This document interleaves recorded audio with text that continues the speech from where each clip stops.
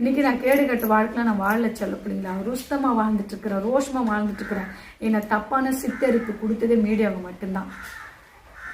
ஏன்னா என்னை தப்பான சித்தரிப்பு கொடுத்ததே மீடியாவுக்கு மட்டும்தான். இது வரைக்கும் எந்த இதுவுலேயும் நாங்கள் வந்து நின்னது கிடையாது. என் குடும்பம், என்னை சுற்றி இருக்கிறவங்க, என் சொந்தம் பந்தம் உறவினர்கள் மற்றவர்கள் யாருமே கிடையாது. என்னை கேவலம் பண்ணதும் மீடியா தான், என்னை ட்ரோல் பண்ணதும் மீடியா தான், என்னை அசிங்கம் பண்ணதும் மீடியா தான். இது எல்லாம் தாண்டி பணத்துக்காக ஒரு பொண்ணுன்னு பார்க்காம என்னை படும் கேவலமாக பண்ணீங்க. எவ்வளோ வேதனை நான் தாங்கியிருக்கோம். ஆனால் இந்த இடத்துல வேற பொண்ணாக இருந்திருந்தாக்கா, தூக்கு போட்டு செத்து இருந்தாக்கா, இந்த மீடியாவங்க எல்லாம் என் பிள்ளைங்களை வந்து பார்த்துருக்குமா, என் குடும்பத்தை பார்த்துருக்குமா, இவ்வளோ கடத்தை என் பிள்ளைங்க மேலே விட்டுட்டு போயிருந்தா இவங்கெல்லாம் பண்ணியிருந்துருக்குவாங்களா? இந்த வரி எப்பயுமே நீங்கள் எல்லாரும் ஞாபகம் வச்சுங்க செல்ல பிள்ளைங்களா.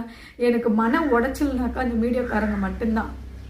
எனக்கு குடும்பத்தாலே, என் பிள்ளைங்களாலோ,